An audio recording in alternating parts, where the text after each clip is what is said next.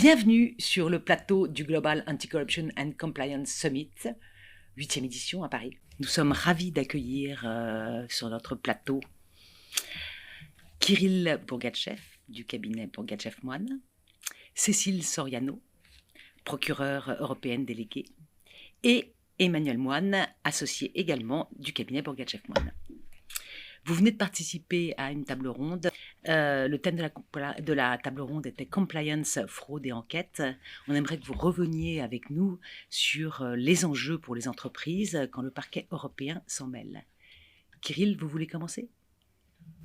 Volontiers. Qu'est-ce que le parquet européen ?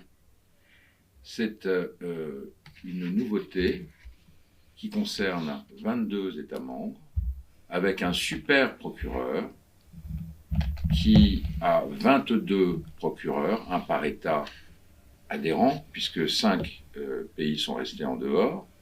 Ces 22 procureurs ont dans chaque pays des collaborateurs, des procureurs délégués. Ils sont plus de 100. Et ils ont des pouvoirs exorbitants par rapport à notre procédure française. Ils sont à la fois procureurs chargés de l'enquête et juges d'instruction. Ils diligentent des actes de la procédure. Et on compte sur eux pour deux choses: veiller au bon emploi des subventions européennes et veiller à l'absence de fraude sur les recettes européennes. D'accord. Cécile, des pouvoirs exorbitants ? Alors, des pouvoirs exorbitants, ce sont les périphrases d'avocats, sans doute, parce qu'exorbitants, sous le contrôle toujours d'un juge des libertés et de la détention, c'est-à-dire d'un contrôle judiciaire de tous ces actes dits exorbitants de droit commun et qui consistent à porter atteinte aux libertés et aux droits fondamentaux, comme peuvent être des écoutes téléphoniques ou des saisies. Donc, j'œuvre et j'investigue toujours sous le contrôle d'un juge des libertés et de la détention. S'agissant de la question principale, qu'est-ce que nous apportons aux entreprises ? J'allais dire, tout d'abord, la protection de ces 750 milliards d'euros que le plan Next Generation a décidé de donner aux économies européennes, à la France en particulier, puisque nous avons 40 milliards de fonds européens sur les 100 milliards du PNRR, donc un budget conséquent destiné à développer des politiques structurelles, destiné à développer des secteurs d'activité qui feront des champions européens.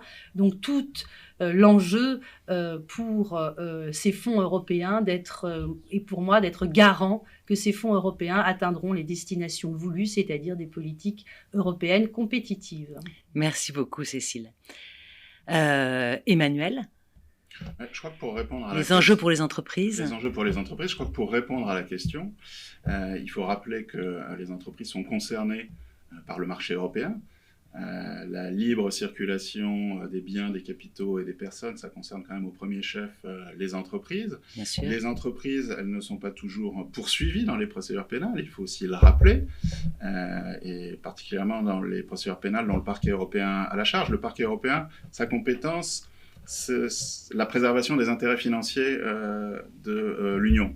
Mais comme Cécile l'a dit, les intérêts financiers de l'Union, ce sont aussi les intérêts financiers des entreprises qui peuvent être victimes de fraude en matière de TVA, en matière de marché public européen, en matière d'importation, de droits de douane, en matière de concurrence. Les entreprises, elles peuvent se constituer partie civile devant le parquet européen. C'est donc pour tout le monde un nouvel outil, un nouvel instrument supranational et indépendant pour œuvrer à la préservation de nos intérêts bien compris communs. Je vous remercie infiniment d'avoir accepté de participer à cette 8e édition du Global Anti-Corruption and Compliance Summit. J'espère très sincèrement vous voir l'année prochaine. À bientôt.